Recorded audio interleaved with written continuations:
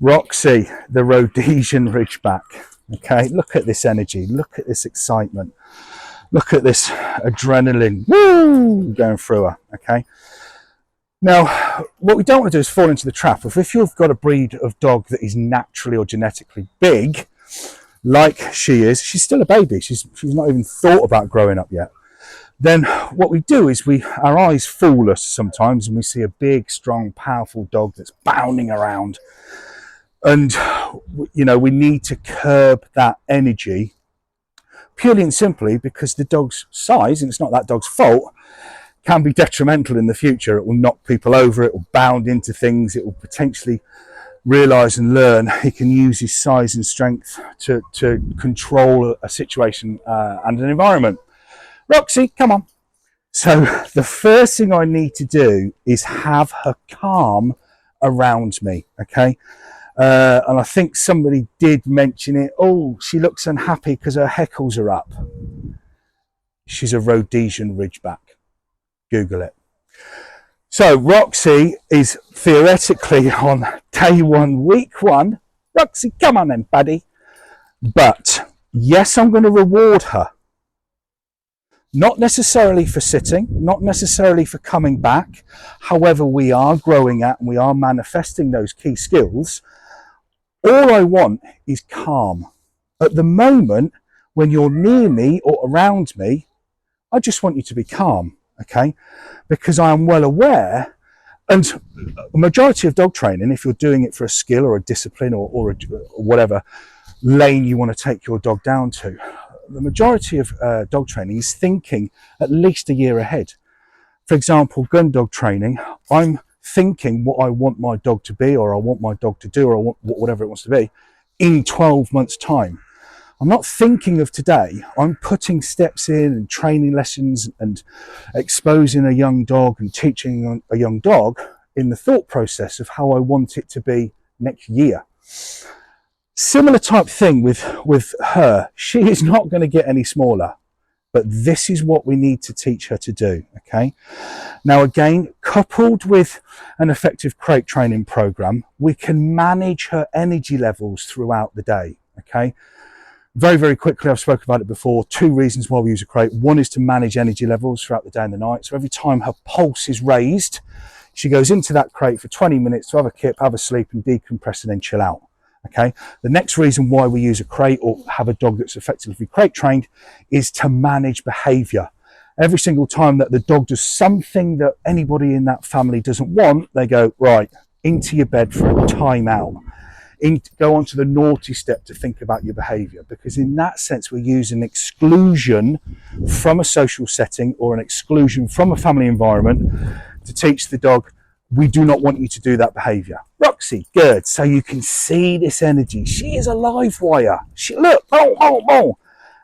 However, I've got to be patient and I've got to wait until it stops before I can reward her. Good. If she sits off her own back, I'm going to take that. That's a little golden ticket for me, lovely. But at this stage, I'm not bothered if she does or not.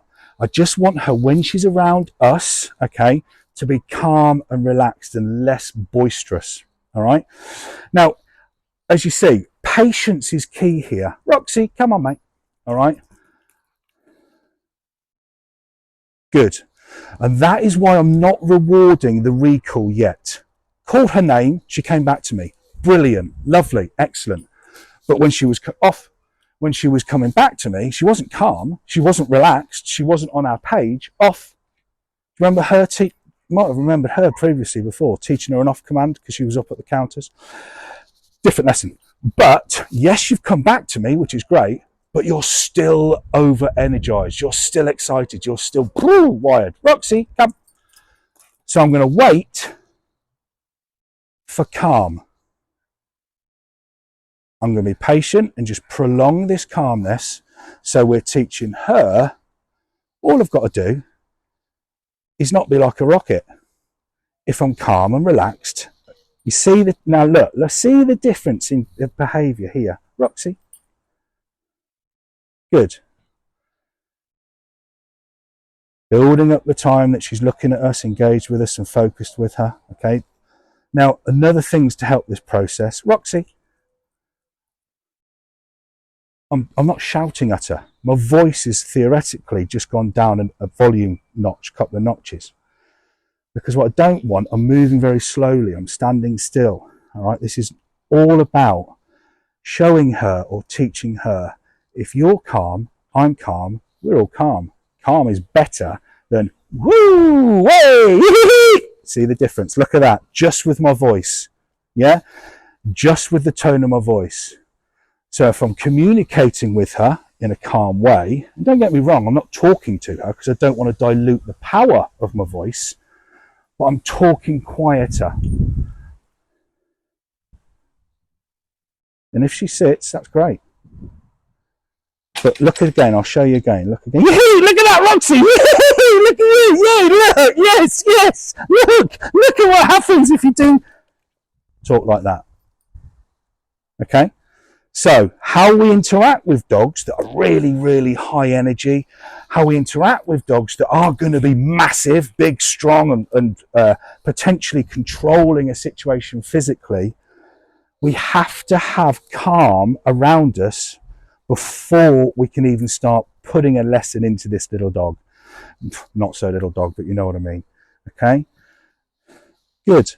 So then once she's got her head around it, we start putting movement into it. I start moving around. Yeah? Roxy, good. So now, instead of sitting in front of us and being calm, she's now walking with us or being around us calm. Good girl. Well done. And again, prolonging the focus, prolonging the eye, prolonging the engagement. But as I said, I'm not even looking at that yet. This isn't about commands. This isn't about sit, wait, stay, heel, come, down, drop, lie, play dead. It's nothing to do with that.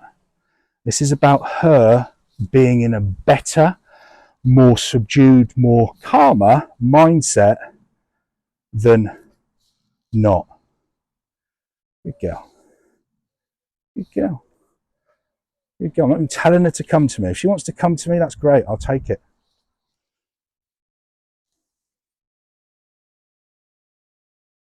Good girl. Always rewarding, lower than the head. Young dog, I'll show you what happens. She's going to become impatient any second now. Any second now. And we don't want that. We want to erase the thought process of, I want it, I'm going to have to jump to get it. Okay? Good. Good, good, good girl, Roxy. There it is. Good. So, Roxy, the Rhodesian Ridgeback, it's not her heckles up. She's not sad. She's not getting beaten up and abused and battered. She's a Rhodesian Ridgeback. And she's going to be just fine. Thank you, mate. Yes, you are.